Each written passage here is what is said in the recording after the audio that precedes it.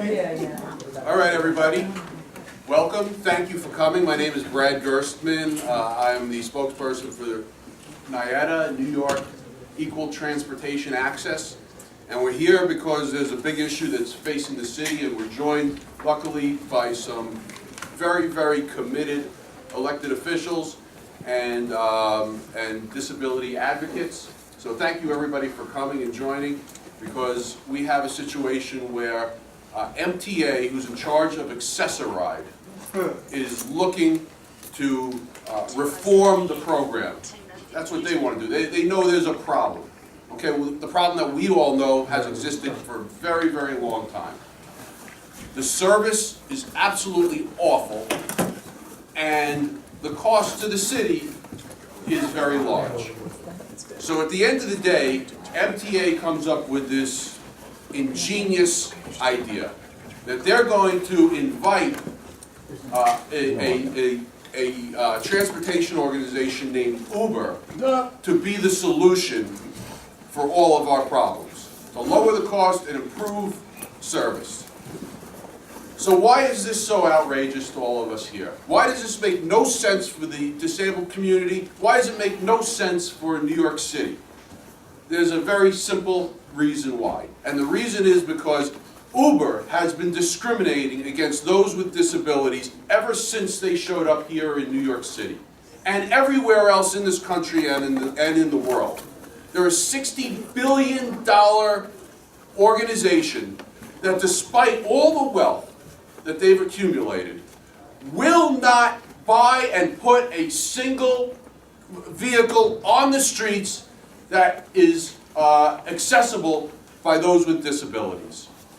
To New Yorkers, to New York cities, to anybody with a conscience, anybody with any with anyone who is concerned about all of us collectively in the city, that makes absolutely no sense. And we have to do something about it. It cannot be. Now, the second part of their program, which again makes no sense whatsoever, in trying to reform the Accessoride program, they've decided not only to bring in Uber, but now to take all the technology that exists away, yellow cabs, green cabs, everywhere else, and say, you know what, you still need to make a phone call to MTA, and 24 hours later, a car will come. You'll arrange it 24 hours later. Now, TLC happens to have a program that exists today where you can get almost immediate access. 12 minutes, they say, is the average wait.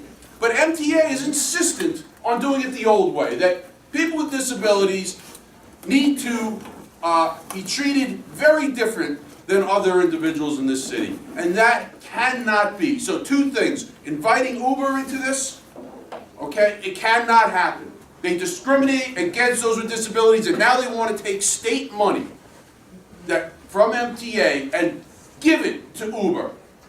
That's spitting in our face, that's slapping our face, that is saying we don't understand New York City values. So we must stop it, and we're joined by tremendous elected officials and, of course, tireless advocates in the community who are willing to step up, stand with us, and say, no way. So thank you, that's my part of the show, and I'm turning it over to our wonderful Manhattan Borough President, who I admire greatly, and I know everyone in here does as well, Gail Brewer.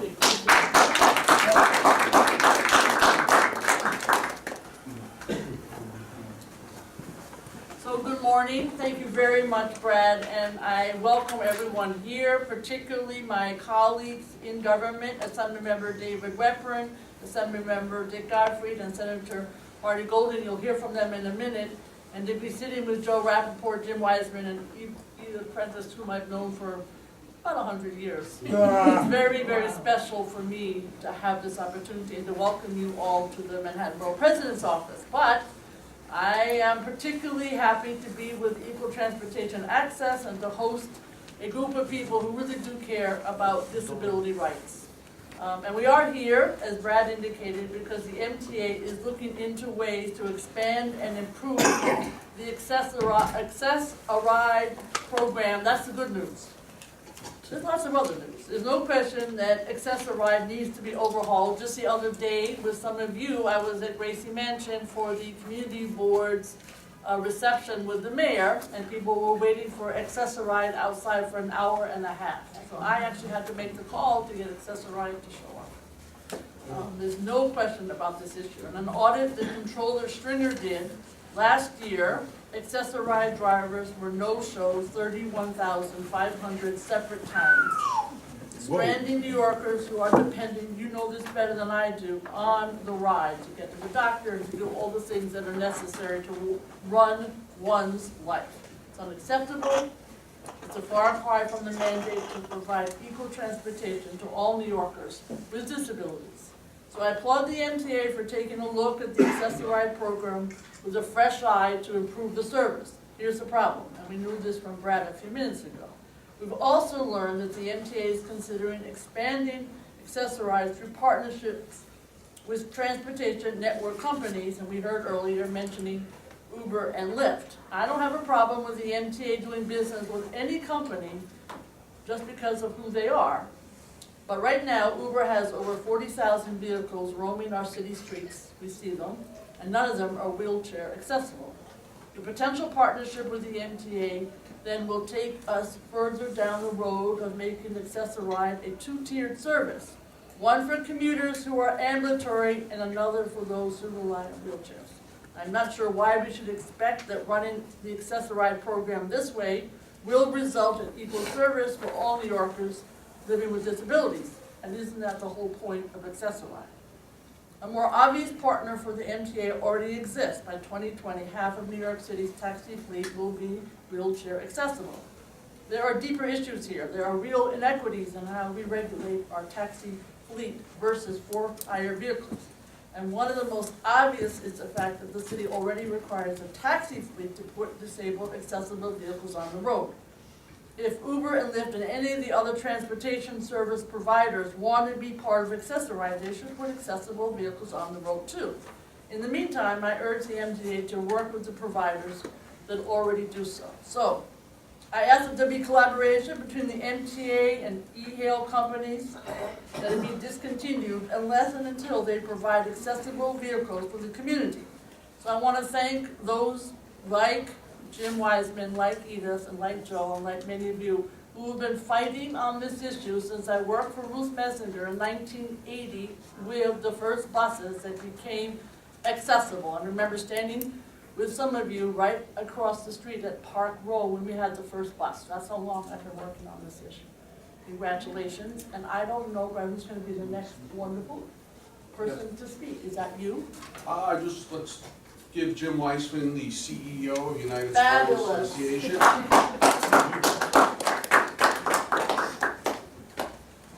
Well, first I want to thank tireless disability advocates who were mentioned before, because without you we can't do this. Second, I want to thank the most courageous politicians in New York. The reason that I say that is what other elected officials are willing to take on Uber? I don't see them. They're not lining up. But doing the right thing is important here. Every time we take a taxi ride in New York City, 50 cents goes to the MTA. Every single time. Every time you take an Uber ride, 0 goes to the MTA. It seems insane that the accessible hardware of the New York City taxi fleet should be ignored by MTA, and that they should make a contract with Uber, despite the fact that Uber is depleting their resources. Last year, MTA took $10 million out of their budget for those lost 50 cents as a ride, for the people that moved from taxi to Uber. This year, it'll be $20 million. They have twice as many cars. How long will it go on, and does this threaten accessible taxis? Of course it does. And if it threatens accessible taxis, we will have half the fleet by 2020, but the fleet will be much smaller, and even smaller by 2025, unless we step in and do something. MTA is a state agency. It's a political creature. It can make social policy right now. It can do what Borough President Brewer just said, and say, we're not going to contract with you, just like we wouldn't contract with somebody that wouldn't take black people, or wouldn't serve black neighborhoods, or wouldn't serve Jewish neighborhoods. We're not gonna contract with people that won't serve wheelchair users. And it would solve this problem. And the reason we know it will solve it is that Uber refused to do background checks in every other city in the United States. But when New York City's Taxi and Limousine Commission required it of them in New York City, they did it because they don't want to lose this business. It's good that TLC cared enough to make them do background checks. They haven't cared enough to make them be accessible. We need to force that issue, and we need MTA to say no to them. We'd love to do business with you, but we can't because you discriminate on the basis of disability. That would be wonderful. Remember, it wasn't long ago that we changed the meaning of the word bus. Bus used to mean an inaccessible thing, and now it means an accessible thing. And nobody says, I'm taking an accessible bus. They say, I'm taking the bus. Everybody knows it, it's expected. We can do that with for-hire vehicles in New York City. We can be the first. Remember, London has had every taxi accessible since 1989. London is not on Mars. People have to imagine an accessible future. We might live to be 90. We might have to work most of that time. We need to be able to get around. Thank you very much for your time. Thank you all for your interest and support. We've been working very hard on this issue, all you guys have, and we really appreciate the show of force from elected officials. Thank you very much. And Edith Prentice for Taxis for All.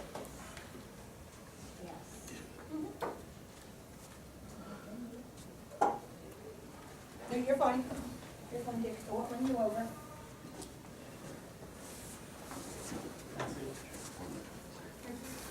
Swing it this way. That's fine. I'm Edith Prentice. I'm the chair of the Taxes for All campaign and the vice president of legislative affairs for DIA. The taxi travail has been going on for many years, as many of you know. The very first bill introduced to the council on taxi accessibility was introduced by Margarita Lopez. And since Margarita left the council, her replacement is term limited.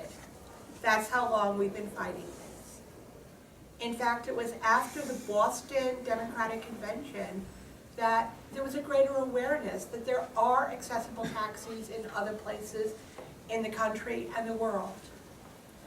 I was reading this morning an article that was talking about how New York City has the greatest number of accessible vehicles other than London. And I was thinking, it's very sad to think about that.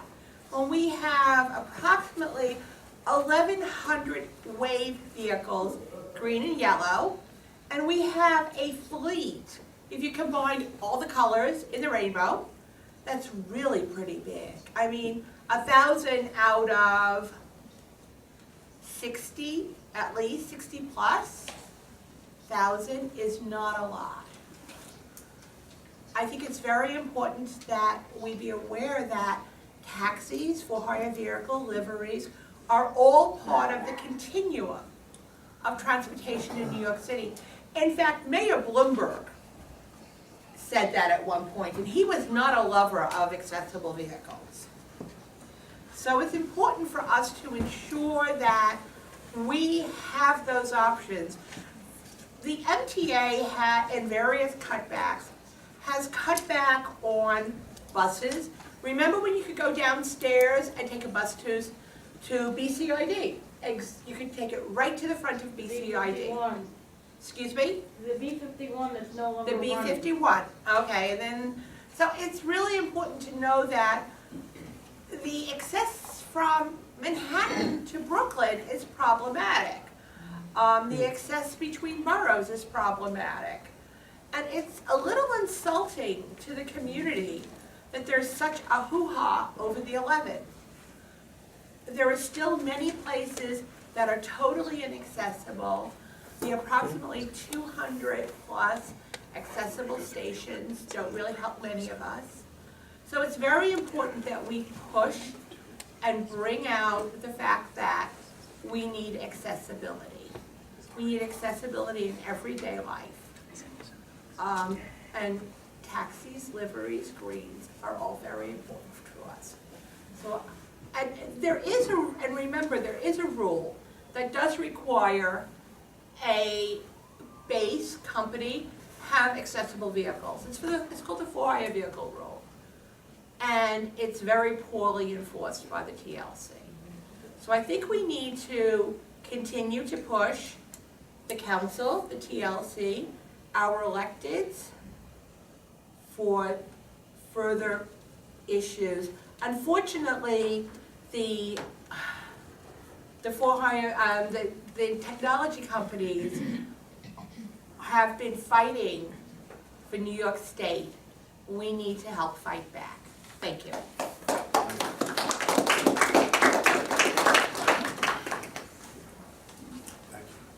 How about State Senator Marty Golden?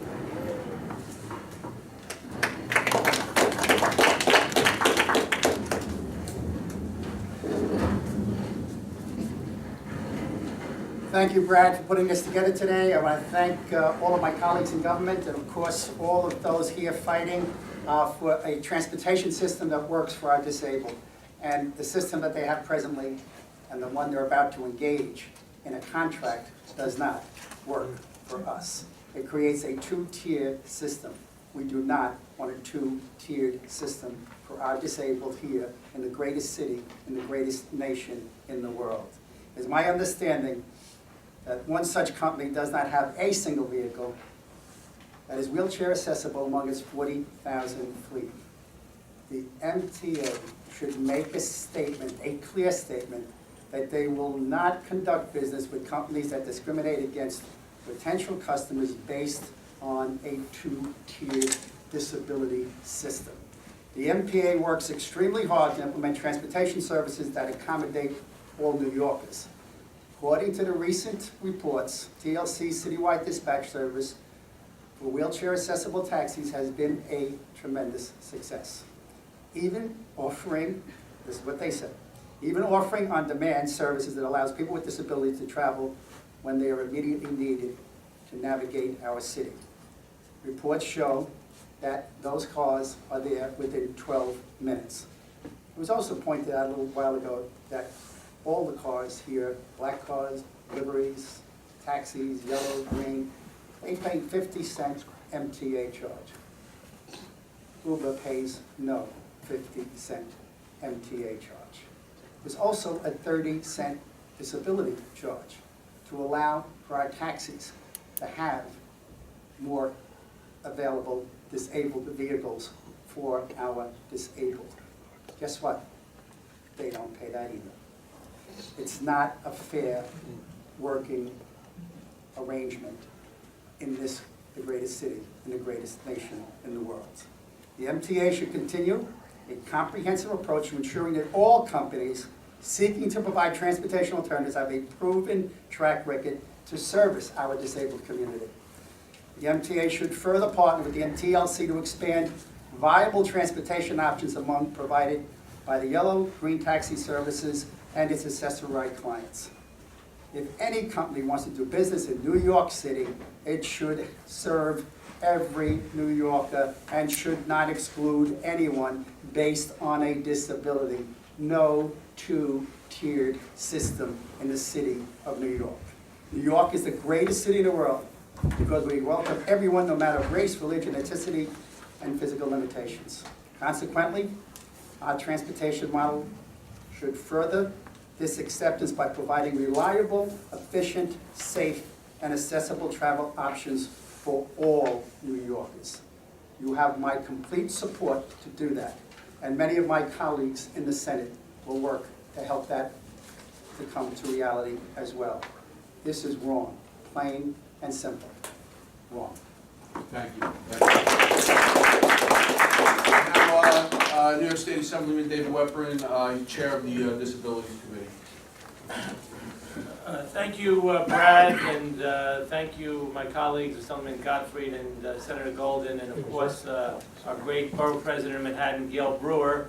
for lending us her home away from home, right here on Center Street. You know, as Brad mentioned, I chair the Assembly Task Force on People with Disabilities, and you know, it's thanks to New Yorkers for Equal Transportation Access and many others, and Jim Weisman, we've been lobbying in the negotiations over Uber coming into upstate New York, which has not happened. We wanted to make sure that they had accessible taxis to the disability community, and as we all know, all yellow cabs by a date coming up will be 50% accessible, and green taxis are right behind that. So that is a major accomplishment, but when you compare that to Uber and Lyft and other alternatives, there's no guarantee of any accessibility. We blocked, as I mentioned, one of the reasons that, there were a number of reasons why we didn't let Uber into upstate New York, and I know it's going to be coming up again, but from my point of view, I wanted to insist on an accessibility option. We have a moral obligation as well as a legal obligation under the ADA, now in its 26th year, to provide accessible paratransit service for all individuals with disabilities. And in New York City, we have Accessoride, as you heard, a paratransit service operated by the MTA for people who are unable to use buses and subways. In 2014, according to the US DOT, over 144,000 New Yorkers were registered to use Accessoride, and the service offered about 6.4 million trips. I know many of these New Yorkers personally. They live in my district and rely on Accessoride to make their doctor's appointments, visit their loved ones, or simply to go where they need to go. Just about a week ago, two constituents of mine, Joe and Carol Lieber, were celebrating their 40th wedding anniversary by going to a Broadway show, and they were using Accessoride. Joe is physically disabled, and also they're both senior citizens, and unfortunately, due to the problems with Accessoride, not the disability issue, but the other factors of not getting on time, not arriving on time, and not getting the individuals on time, Joe and Carol missed their Broadway show. But thankfully, due to the intervention of one of our local television stations and my help as well, WPIX 11, I'll give them a plug. We arranged to get, they arranged to get Joe and Carol, you know, free tickets to the same Broadway show at a different date, and hopefully that will work out. But there are a lot of problems with Accessoride, and I join my colleagues in asking for an overhaul of Accessoride and making changes in Accessoride, which is good, but there's no question that by contracting with Uber without a guarantee of service for the disability community, as far as I'm concerned, it should be dead on arrival.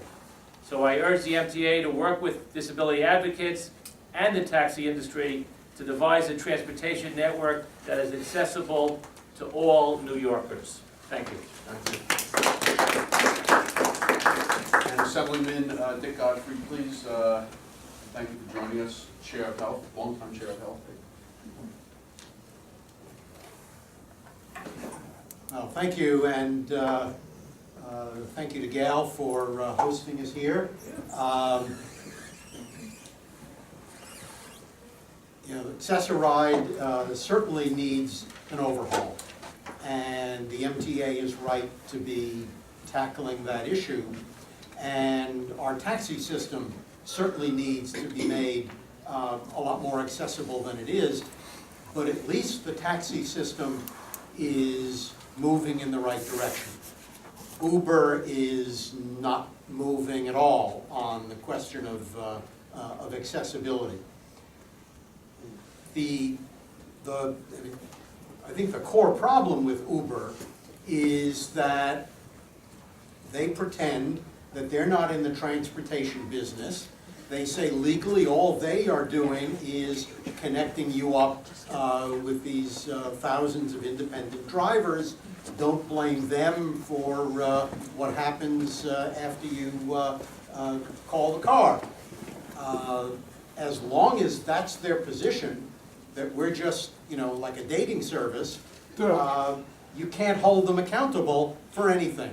And if you can't hold them accountable for the way they treat people with disabilities, you should not be contracting with them to serve people with disabilities. That's what this is all about. We need the Access-a-Ride program to be using the services of vehicles that are accessible to the people who are going to be using Access-a-Ride. Seems to me that's a pretty basic proposition, and the MTA, as long as they're looking at Uber, doesn't seem to get that. Thank you. Thank you. And we're joined by Assemblywoman Simon, so let's, you're up here next. Straight off the street. Straight off the street, really literally. My apologies. Did you take an Access-a-Ride yet? I did. It might have been quicker, which is really an amazing thing to say. But I ended up in a meeting that ran very late, so I apologize for being so late today.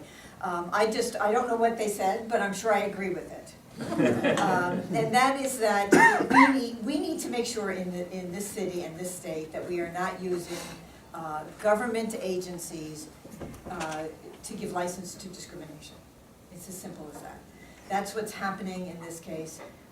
We fought for years and years and years and years to get wheelchair accessible taxis.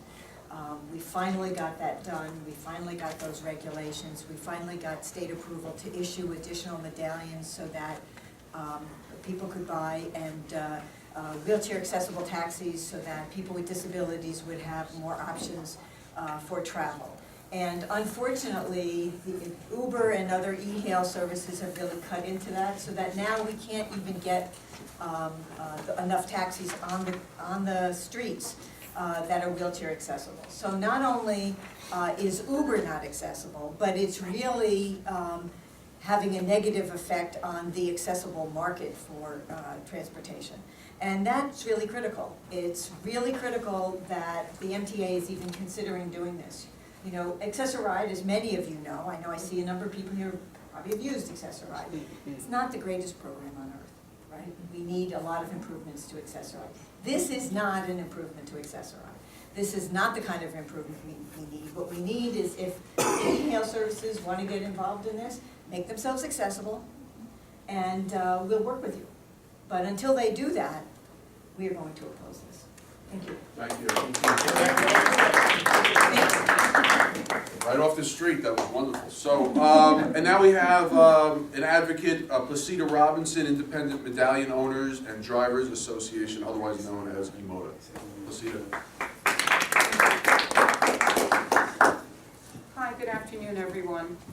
I am Placida Robinson, and I am the founder of the Independent Medallion Owner Drivers Association. I speak for the 13,000 yellow medallions of the City of New York that provide service to the people of New York every day. We want the public to know that although you have many new transportation options recently, we are still here for you, and we will still be here, rain or shine, providing safe, affordable, and consistent public transportation in sickness and in health, on demand to serve your transportation needs. After all, where can you get 4 or 5 taxis stopping on a dime at the flick of a wrist or of a foot, just for you in the City of New York? But simply put, as our new president-elect exhorts, it's time to make America, our industries, our businesses, and our workers, our owners, our medallion owners, our taxpayers, and our public great again.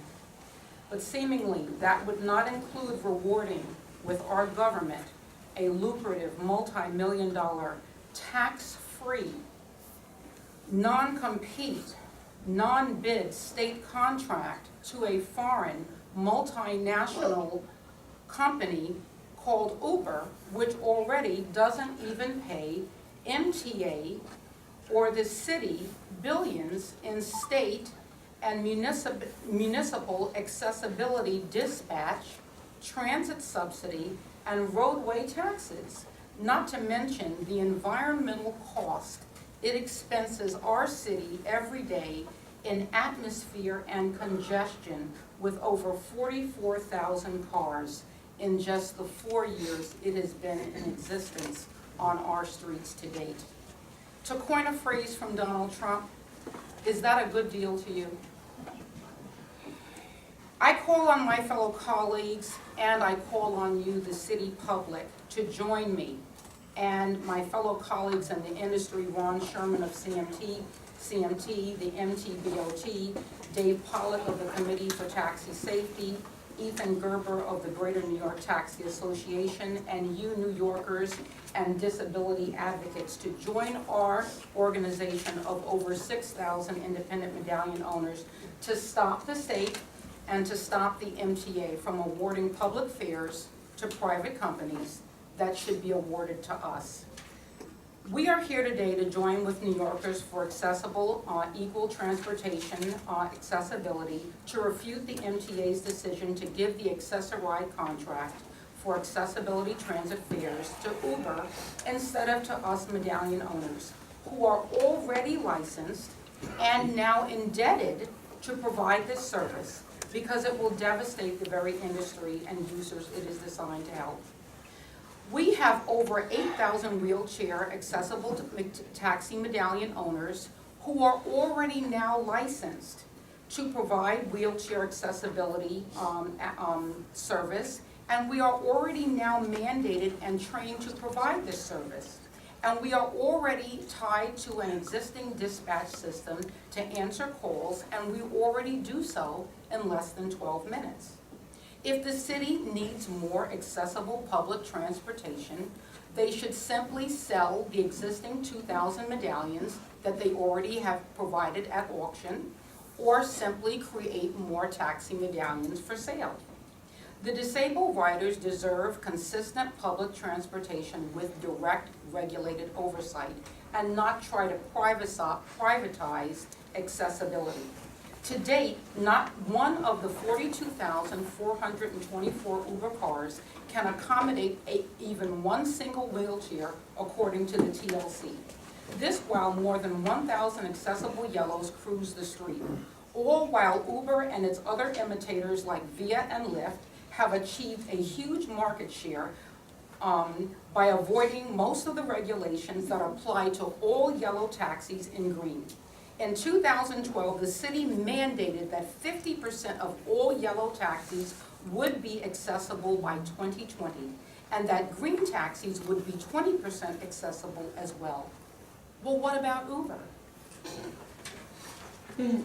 What are these people thinking? Well, we don't care what they're thinking. It's time to drain the swamp on the political and public corruptors of the public faith, the tax-paying public, and hard-working men and women of the taxi industry.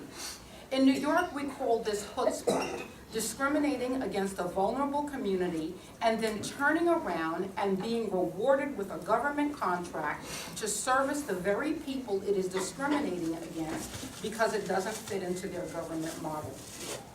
On the other hand, from 2005 to 2014, the city profited in billions of auction medallion sales, taxes from the poor and hardworking medallion owners, such as ourselves, including the February 2014 medallion auction, where hundreds of owner-operator wheelchair medallions sold for as much as $965,000.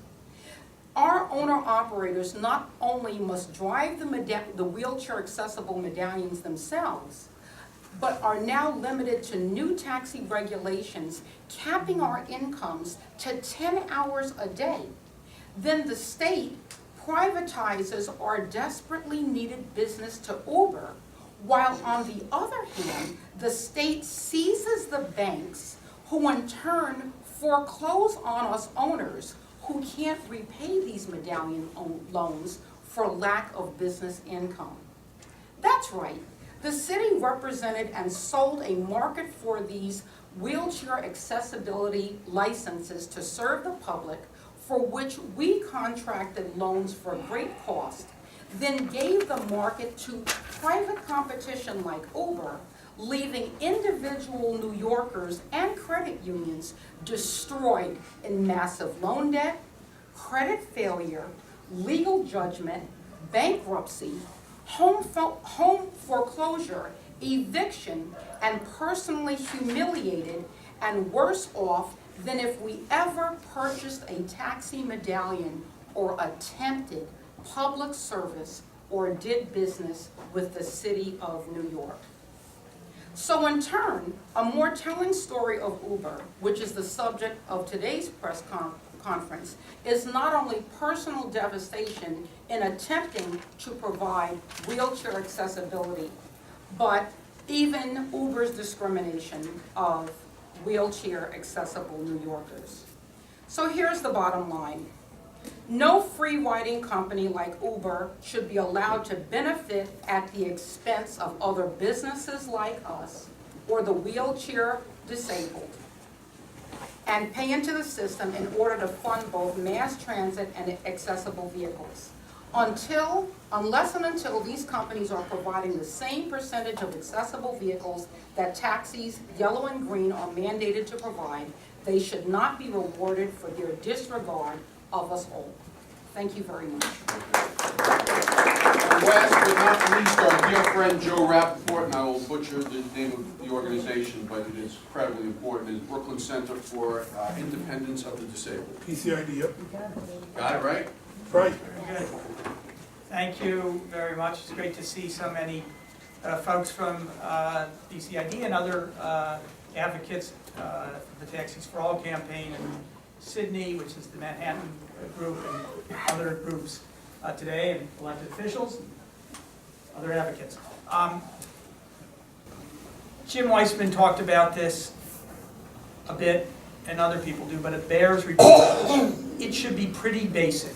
No arm of the government should pursue a relationship with a company that discriminates against people who have disabilities, just as they would with companies that discriminate against African Americans, gay people, or Jews or Muslims. So we're calling today on the MTA to do the right thing, since Uber apparently won't. It's great to see some of the state legislators here, and Assemblymember Weprin mentioned the battle going on upstate, where Uber wants to get its place in the market. And surprisingly, not really surprisingly, without any accessible cabs. So they're now writing today.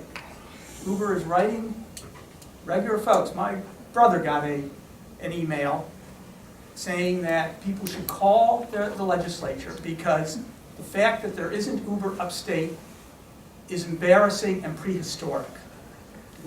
You know what's really prehistoric and embarrassing and really wrong is the fact that Uber has refused to offer wheelchair accessible service and vehicles to riders with disabilities here in New York City and makes no promise to do so upstate. So before any legislation passes, possibly in a special session or next year as part of the governor's budget, we want, and the groups upstate that I'm working with, upstate want to make sure that wheelchair accessibility is a basic part of that legislation. Until Uber changes its discriminatory practices, they don't deserve to operate in New York State. Thank you. Thank you, everybody, for coming. Sorry I ran a little bit late. I'm sure there'll be, everyone will make themselves available for any Q&A for the press. Thank you again. One question for the lawmakers, city and state, so Manhattan Borough President, let's get your take on this as well. You're all lawmakers, why not make a law requiring the for-hire vehicle industry have wheelchair accessible cars the way you had to do with the yellow and green industry? Well, I have a bill. It's in print. It's been up in Albany. Use the microphone, Yeah, David. I'm Assemblyman David Weprin. I chair the Assembly Task for People with Disabilities. I do have a bill requiring accessibility the bill that I had is only at 25%, but it's a start, and I know we had opposition at the 50% level, but unfortunately the bill did not pass last session. But when the Uber issue came up, I was trying to insist that the accessibility bill be considered with it. Ideally, I would have preferred that the insurance bill, which would allow Uber into the market, would have mandated the accessibility. For whatever reason, the thought process was to have the bill done simultaneously, but we didn't do my bill. We also didn't do the insurance bill. So I'm hoping that I will enter into that discussion if we do have a special session, or if we take this up next session. I will be pushing the accessibility bill. And in questions to the Manhattan Borough President, I just want to ask, the TLC, it's a city agency, they have a rulemaking process, why not have them, well, I know they do have a plan requiring a certain number of trips in the for-hire vehicle industry. Where's that plan, why isn't it enforced? Well, I mean, I know that I testified some time ago to that effect at one of the TLC hearings. So I think it's an ongoing process, but I do know that this commissioner of the Taxi Limousine Commission wants to do the right thing. So I think it's probably the same process where we'd have to gather some support. Today's hearing and today's press conference will help, but I'm certainly very supportive. Just to be clear, supportive of? Making sure that Uber is accessible. By city mandate? Yeah. All right. Thank you. Anything else? My biggest question is, why can't we just kick Uber and Lyft out of here? Thank you. I mean, because let me tell you guys something. I was in Vancouver for at least almost a year. And what they did is, they were told by the government themselves in Vancouver, Washington, look, you can't come here. Why? Because you're not accessible. They hurried up and got the act together. I was riding in a guy named Richard vehicle that had a lift in the back of it. And that's what he told me. Yep. Thank you. Thank you very much. Thank you very much. If you like Thank to give you a round for everybody. Thank you so much stand-ups, for and being we want stand-ups for the next couple minutes. And thank you everyone for coming. Very flashy down there.